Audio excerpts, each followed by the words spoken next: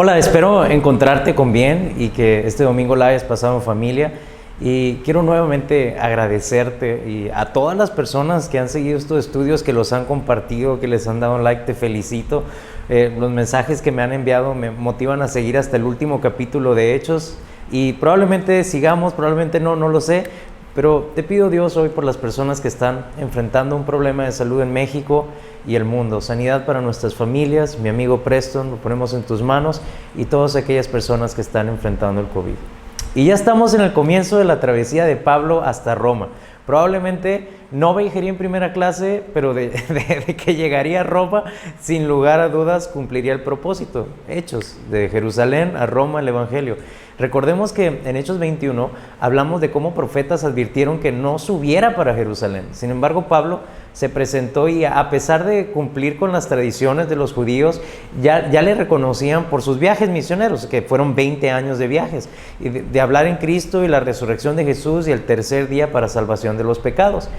Hace un par de días hablamos sobre lo importante de hablar nuestro testimonio, razón por el capítulo pasado. Al igual que Pablo, a pesar de la persecución, era tanta la gente que se agolpaba que centuriones fueron por él para presentarlo al tribuno, y cuando habló nuevamente Pablo de la resurrección de Jesús, pues lo quisieron matar. ¿Te acuerdas que aventaban hasta tierra al aire, no? Y el tribuno le vuelve a proteger, y aquí es en donde empieza este capítulo.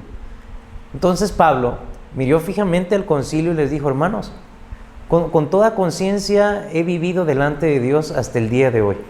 El sumo sacerdote Ananías ordenó entonces a los que estaban junto con él que le golpearan en la boca, o sea, pues que le pegaran. Y me encanta cómo Pablo le habla al sumo sacerdote. ¿Te acuerdas del Sanedrín y todo esto? Bueno, ahí estaba Pablo, o sea, tal vez Pablo ya estaba harto de la injusticia, de la religiosidad. Entonces Pablo le dijo: Dios, te golpearé a ti. Pared blanqueada, quién sabe qué significará eso. Tal vez era una ofensa del momento, pero eso fue lo que le dijo. Y Pablo le dice: ¿estás tú sentado para juzgarme conforme a la ley, y quebrantando la ley me mandas golpear? Prácticamente le dijo al sacerdote, al sumo sacerdote hipócrita. Realmente se me hace chistoso porque yo reaccionaría así, tal vez. Y debes de recordar a Jesús diciendo: si te golpean en un lado, pues pon la otra mejilla. Y aquí está Pablo siendo Pablo, o sea, realmente muy humano. Y los que estaban presentes dijeron a Pablo: al sumo sacerdote de Dios injurias, es decir, estás hablando mal del sumo sacerdote. Y Pablo dijo: no sabía. Hermanos, que era el sumo sacerdote, pues escrito está: no maldecirás a un príncipe en tu pueblo. Fíjate esto, lo que quiere decir es que Pablo no se había dado cuenta que a quien le dijo lo que la pared blanqueada y que también Dios lo golpearía, o sea, era el sumo sacerdote. Y Pablo nos pone un ejemplo impresionante de respeto a nuestras autoridades. Prácticamente se disculpa públicamente, y Pablo se la rifa, o sea, entonces puedes ver cómo, aparte de que Pablo se disculpa, empieza a observar lo que estaba a su alrededor. Entonces Pablo, notando que una parte eran saduceos y otra fariseos, Pablo alzó la voz en el concilio y dijo: varones, hermanos, yo soy fariseo, hijo de fariseo. Acerca de la esperanza y de la resurrección de los muertos se me juzga. Y cuando dijo esto, pues se generó gran conmoción, división entre los fariseos y saduceos por lo que ellos piensan. Así que la asamblea pues se dividió, porque los saduceos dicen que no hay resurrección, ni ángel, ni espíritu, porque son como más liberales. Y los fariseos afirmaban estas cosas. Mira, los fariseos eran los legalistas para llevar la ley, la ceremonia y todo, o sea, ellos creían que le fallaron a Dios y ya nunca le iban a fallar. Y los saduceos eran los liberales del momento, solo creían en 5 libros del Pentateuco, son 2 grupos importantes de judíos. Entonces Pablo está observando todo esto y empezaban a gritar, levantándose los escribas, que son los que le escriben la ley, de la parte de los fariseos, y debatían diciendo: ningún mal hallamos en este hombre, que si un espíritu le ha hablado o un ángel, no resistamos a Dios. Estos fueron los fariseos. Ahora los fariseos están del lado de Pablo, y como se había dividido la discusión, el tribuno, teniendo temor de que Pablo fuera despedazado por ellos, mandó a que soldados bajaran y lo sacaran en medio de ellos. Recuerda que Pablo era romano y lo llevaron a la fortaleza, es decir, se cuidaban entre ellos. A la noche siguiente se le presentó el Señor, o sea, Dios, y le dijo: ten ánimo, Pablo, pues como has testificado de mí en Jerusalén, así es necesario que testifiques también en Roma. Y esta es la verdad de los hechos, es el evangelio de Jerusalén a Roma. Y por favor piensa en esto, este es Dios hablando a Pablo diciendo, ten ánimo, porque diste testimonio de mí y te voy a cuidar hasta tu llegada en Roma.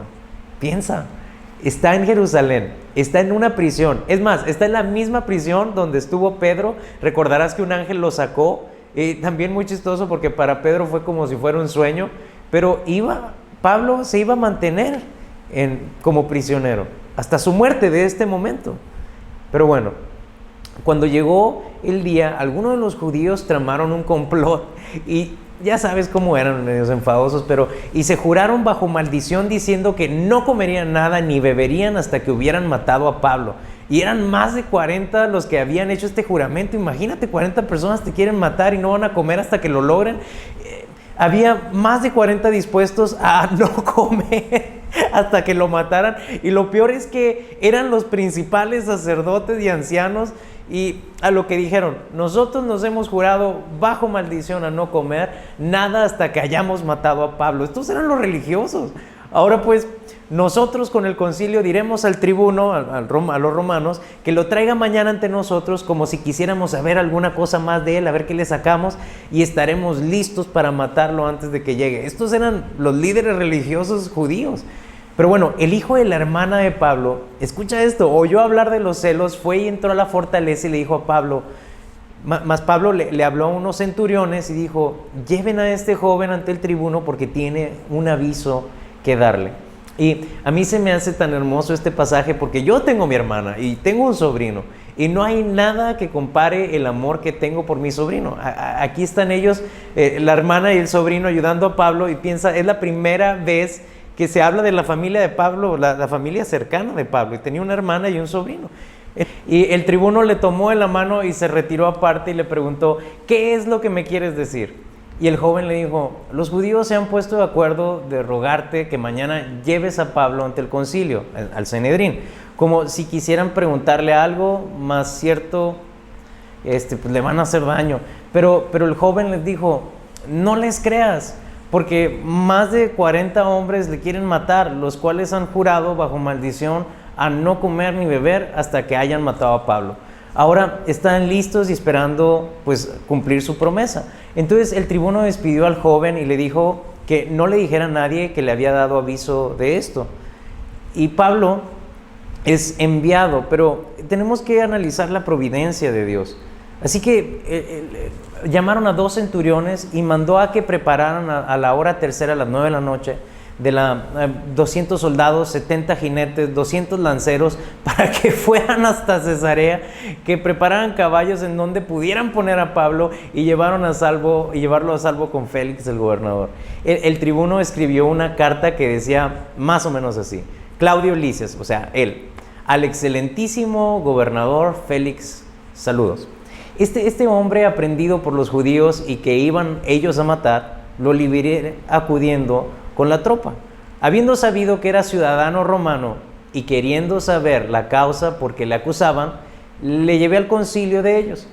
Hallé que le acusaban por cuestión de ley de ellos, pero que ningún delito tenía digno de muerte o prisión. Al ser avisado de que los querían matar los judíos, habían tenido contra este hombre, al punto que le he enviado a ti, intimando también a los acusadores que traten delante de ti lo que tengan contra él.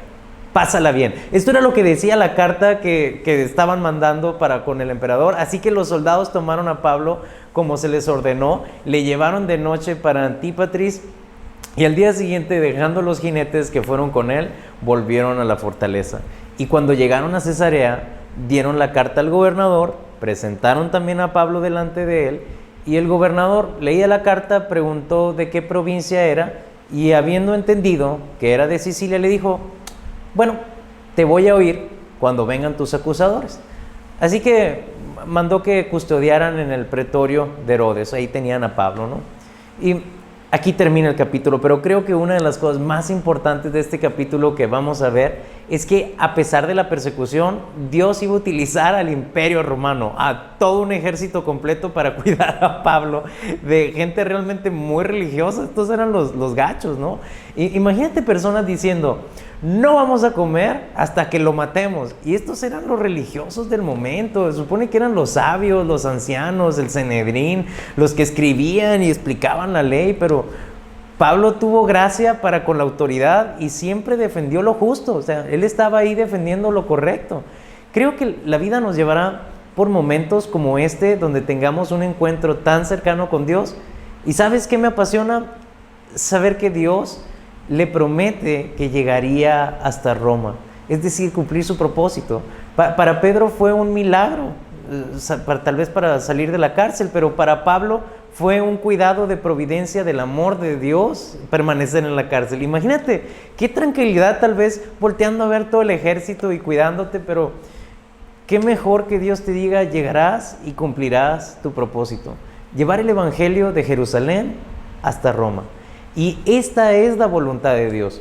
Y nos recuerda que cada uno de nosotros en esta vida estamos por un propósito.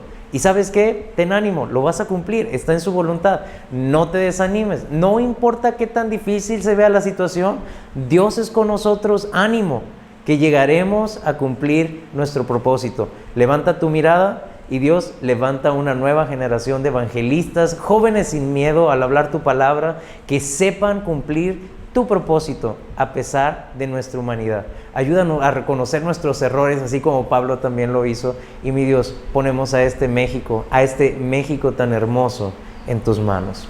Dios los bendiga y nos vemos pronto. Bye.